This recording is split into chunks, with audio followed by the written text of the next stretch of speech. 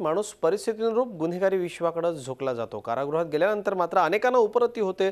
त्यांचं पुनर्वसन करण्याचं महत्त्वाचं काम तुरुंगात केलं जातं। परभणीच्या तुरुंगातल्या बंदिवानांनी कारागृहामधली शेती आपल्या कष्टाने हिरवीगार केली। नियमित काम करून इथले बंदी शिक्षेनंतर आपलं आयुष्य गुण्यागोविंदाने घालवण्याचा निश्चय करतायत।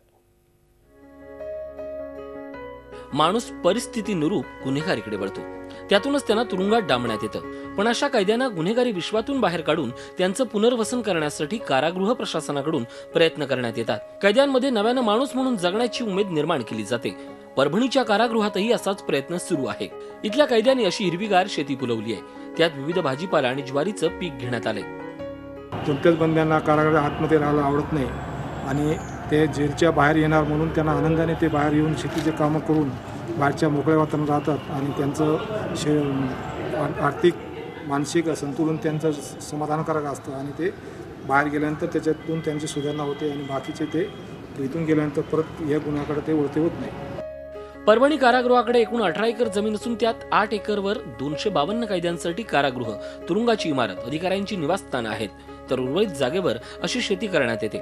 खरीप आणि रब्बी हंगामात भरघोस उत्पादन या कैद्यांनी घेतलं असून कारागृहासाठी लागणाऱ्या संपूर्ण पालेभाज्यांचं उत्पादन कैद्यांनीच घेतलंय। अधिक उत्पन्न झाल्यास बाजारात त्याची विक्री देखील करण्यात येते। सांडपाण्याचा दुरुपयोग न करता त्यावरच शेती करण्यात येते। सध्या 18 एकर शेतीपैकी 10 एकर शेतीमध्ये खरीप पीक आणि रब्बी पीक असे 2 सत्रामध्ये पिकं घेण्यात आलेले आहेत। खरीप पिकामध्ये सोयाबीन, तूर, उडीद, हायब्रिड आणि पालेभाज्या, डांगरचं उत्पादन घेण्यात आलेले आहे।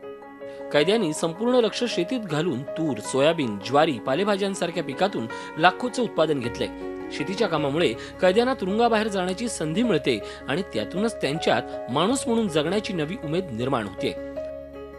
बंद्यांना कारागृहामध्ये न ठेवता शिक्षाबंदी आल्यानंतर त्यांना बाहेरची शेतीत काढलं जातं आणि बाहेरच्या त्यांना फ्री वातावरणामध्ये राहून त्यांनी झालेली शिक्षा त्याने सहजगत्या उभवून ते आनंदाने बाहेर जातात। घरी जात असताना त्यांना शेतीचा एक अनुभव पण येतो आणि त्यासोबत काम करून त्यांच्या मोबाईलला त्यांना पैसा असतो आणि इथून गेल्यानंतर ते घरी जाऊन पैसे घेऊन जातात आणि पुढचं उदरनिर्वाह ते करतात। कैद्यांना मिळत असलेल्या या मोकळीकीमुळे त्यांना पुन्हा एकदा समाजाच्या मुख्य प्रवाहात येण्याची संधी मिळते। म्हणूनच परभणी कारागृहाचा प्रयत्न नक्कीच कौतुकास्पद आहे। Gajanan Deshmukh, Zee media, Parbhani.